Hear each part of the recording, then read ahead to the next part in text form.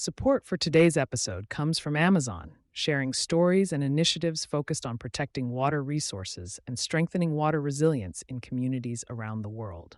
Blockchain Task Force leaves out utility and grid regulators. Louisiana is moving to study blockchain and digital asset policy through a new legislative task force. The 14-member body includes lawmakers, financial officials, and blockchain industry representatives. It does not include a single seat for a utility regulator, grid operator, environmental agency, or water systems expert, a structural gap that other states have explicitly tried to address. Louisiana Senate Concurrent Resolution 68, introduced by Senator Fessy during the 2026 regular session, establishes the Task Force on Blockchain and Digital Innovation.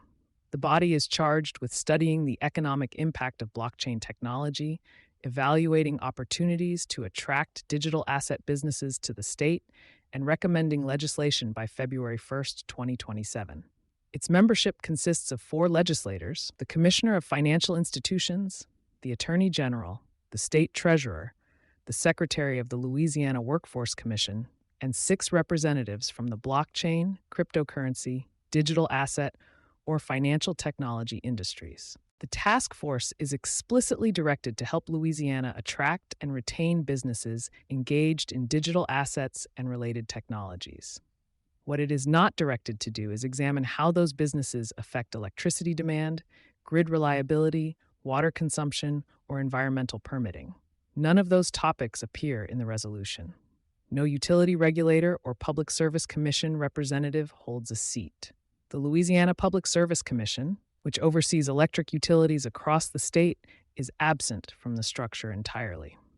Other states have connected blockchain policy directly to energy oversight. The contrast with other state approaches is notable. Texas became one of the clearest examples of where blockchain policy and energy regulation converge in practice. In November 2024, the Public Utility Commission of Texas adopted a rule requiring cryptocurrency mining facilities consuming more than 75 megawatts within the ERCOT grid region to register with regulators and report their electricity demand annually. The Commission stated directly that the rule was designed to help manage grid reliability as mining facilities expanded. Texas followed that in 2025 with Senate Bill 6, which authorized ERCOT to curtail crypto mining and data center operations during grid emergencies, and required new large load facilities to demonstrate backup generation capability before connecting. New York took a different path, but made the same underlying connection. In 2022, the state enacted a 2-year moratorium on new air permits for fossil fuel-based proof-of-work cryptocurrency mining operations and tasked the Department of Environmental Conservation and the Department of Public Service, the state's utility regulator, with jointly preparing a generic environmental impact statement. That draft report, released in May 2025 by DEC and the Department of Public Service, evaluated 11 operators representing approximately 7.7 terawatt-hours of annual electric demand and concluded those operations would produce unavoidable energy and emissions impacts through at least 2026.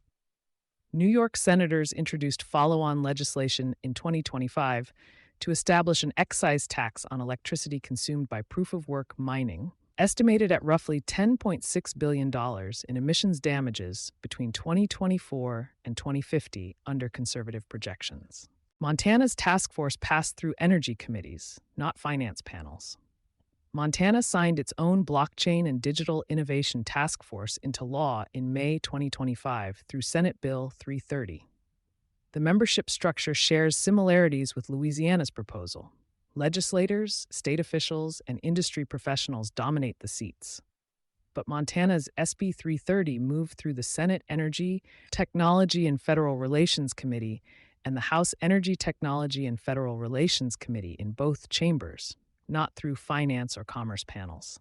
That routing reflects a legislative acknowledgement, at minimum, that blockchain policy intersects with energy jurisdiction. Louisiana's SCR 68 was referred to the Senate Committee on Commerce, Consumer Protection, and International Affairs, and the House Committee on Commerce, keeping the conversation firmly within a financial and commercial frame. Louisiana is an energy-intensive industrial state. Its grid serves petrochemical facilities, ports, and a growing data infrastructure sector. Whether the blockchain task force's work ultimately intersects with electricity planning or environmental permitting will depend on what kinds of businesses the state actually attracts. The resolution does not require the task force to find out before making recommendations. Sustainability Soundbites. Water coverage is sponsored by Amazon. Visit the link in our show notes to learn more about Amazon's spotlight on water. For sponsorship opportunities with Environment and Energy Leader, please reach out to a member of our team.